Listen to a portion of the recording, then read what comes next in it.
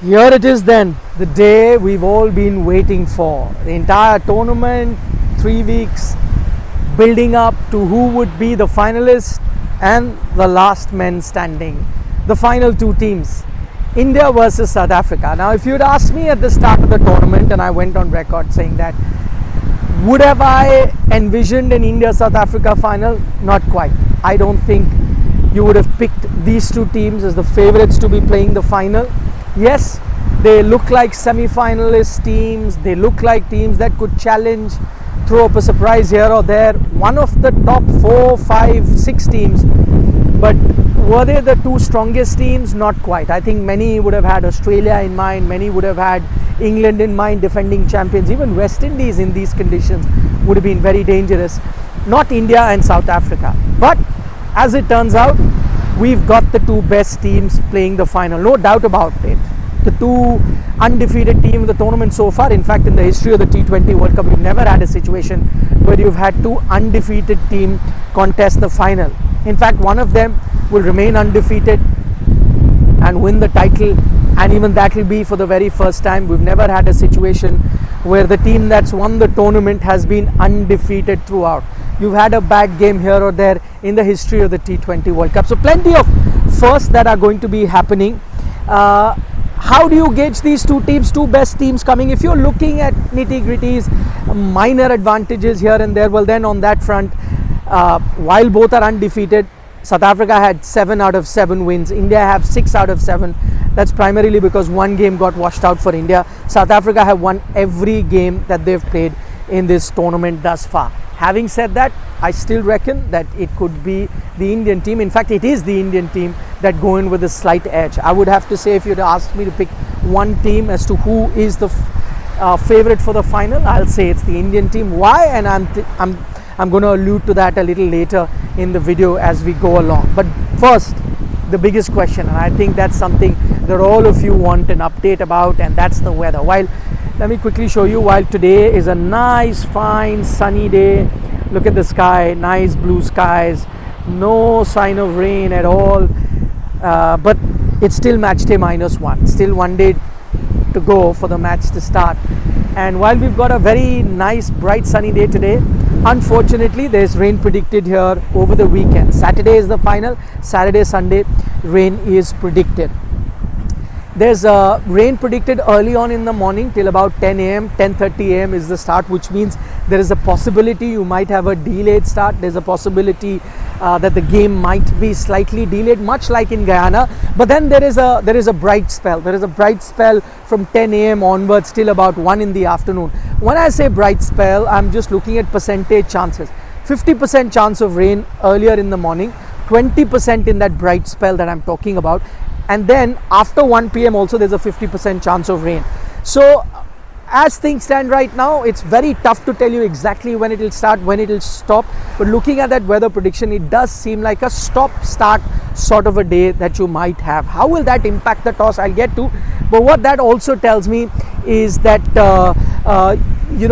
you have a reserve day for this game. In the semi-final, you did not have a reserve day. You have a reserve day for this particular game. But the chances of rain only increase the next day, that is Sunday.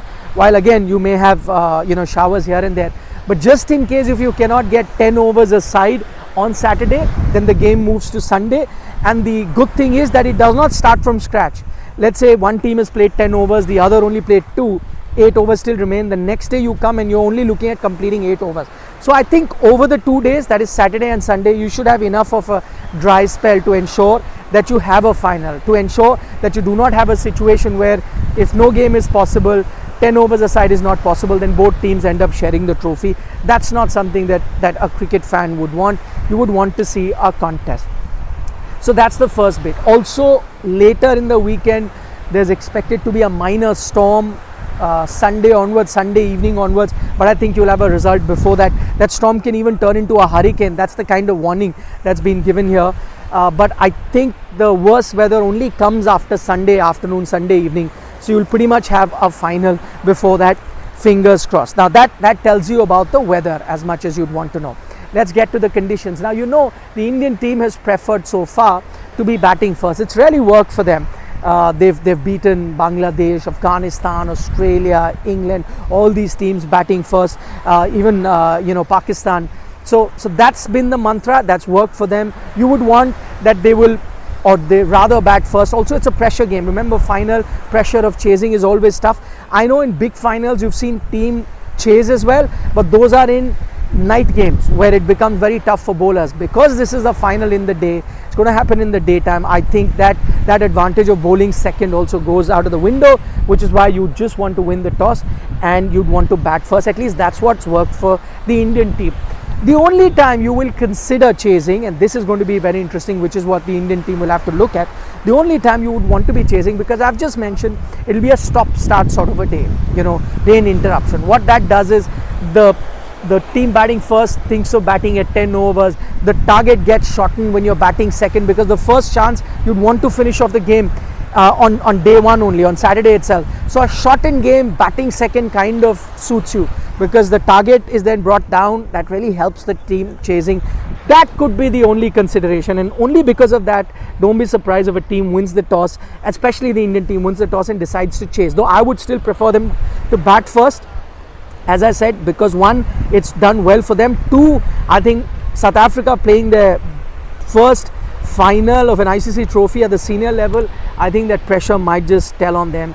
So with that in mind, batting first would be the right call. The only reason I repeat, if India will chase, will be only because of Duckworth, Lewis, and because of rain being around. That's the only thing. Let's get to the pitch. Now this is a pitch, I think Barbados has had the most games this T20 World Cup. 8, if I'm not mistaken, could be slightly more than 8. Don't quote me on that, but a minimum of 8 games I know they've had. That's the most that any venue has hosted.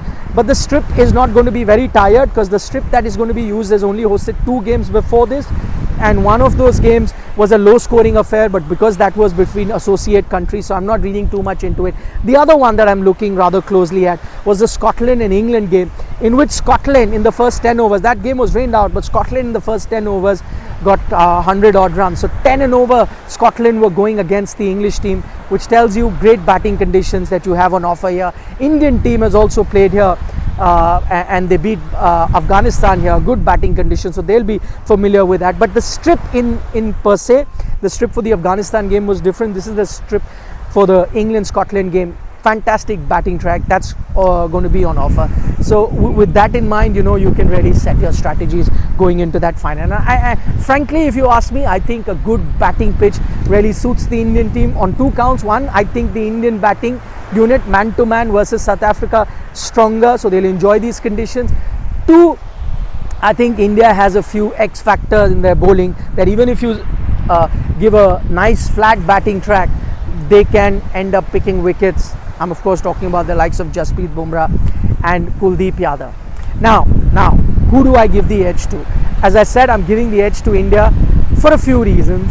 One, I think big finals, temperament makes it a very important factor, and I think it's that lack of temperament, that freezing on big occasion that has gone against India in the previous finals. They'd want their monkey off the back, and whatever I've seen of this Indian team so far, they've made a conscious decision, a conscious effort to ensure that pressure, playing a final with the pressure, is not there. So I think that template they've followed. They've been successful throughout in tough games, like against Pakistan. May not have been a semi-final, but Pakistan game is a pressure game. Like against Australia, pressure game.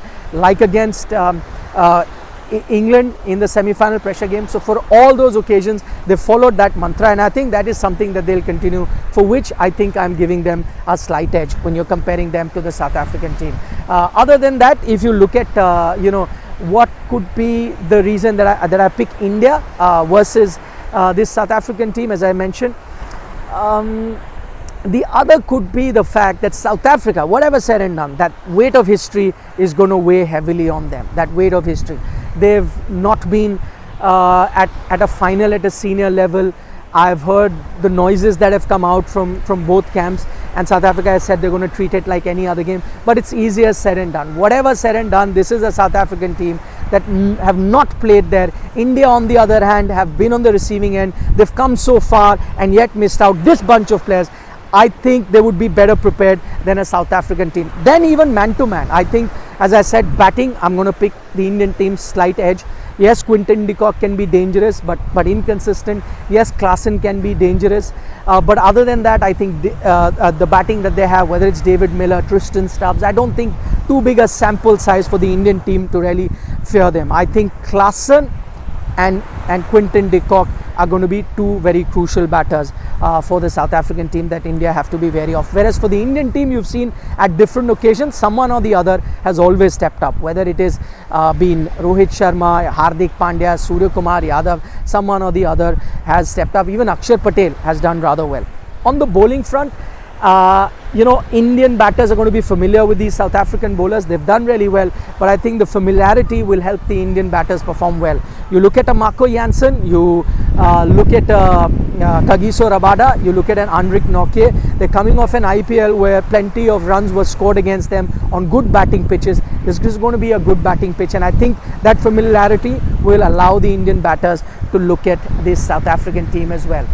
That brings me to the elephant in the room. I know you're talking about or you're thinking about Virat Kohli.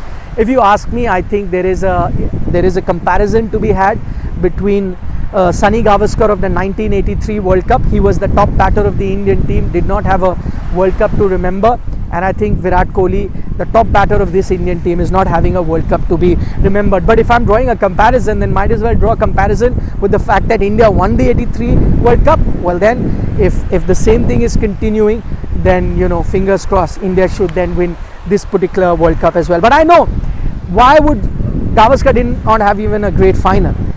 You would want Virat to have a great final, and for that thing, we've heard from Mr. Gavaskar himself. You can check that video out on Sports Today, and he said a very interesting thing for Virat to succeed in the final. He said, don't try too much, don't try and move much to be an aggressor.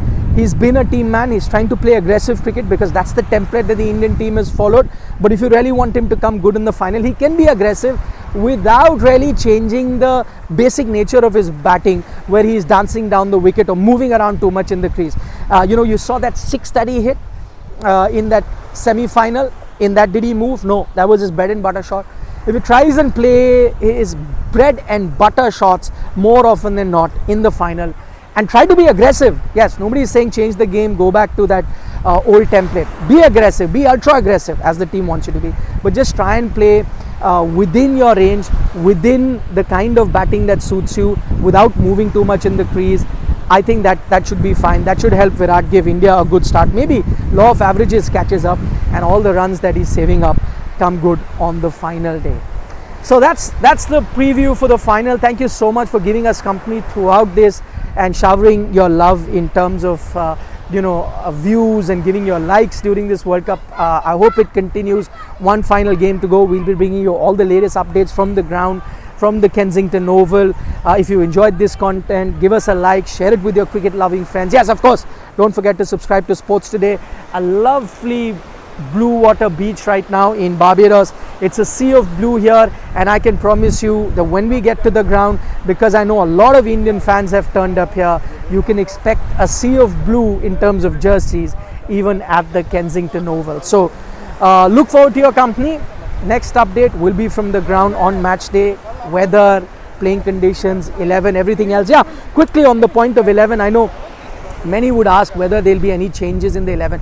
I don't think that India will make any change. I don't think, even though fast bowlers have done well here, but remember, India played Kuldeep here in Barbados. I don't think they're going to change that. So same 11 for India. Many may say, Samson for Dubey. I think if you've gone this far with him, no need to change anything. And I think the Indian team will continue with that, unless they bring a surprise like Yusuf Pathan, at the 2007 T20 World Cup. That could be a surprise, bring a Sanju Samson in, who knows, but I doubt that's going to happen. South Africa, no changes. There were talks about getting the fast bowler and Bartman in instead of Tabraiz Shamshi, but I don't think they'll do that. He's been very good for them, Shamshi. So pretty much the same 11 that you're familiar with, both for India, South Africa, are most likely going to be taking the ground. On that note, take care guys, bye bye. Nikhil Naz signing off from Barbados.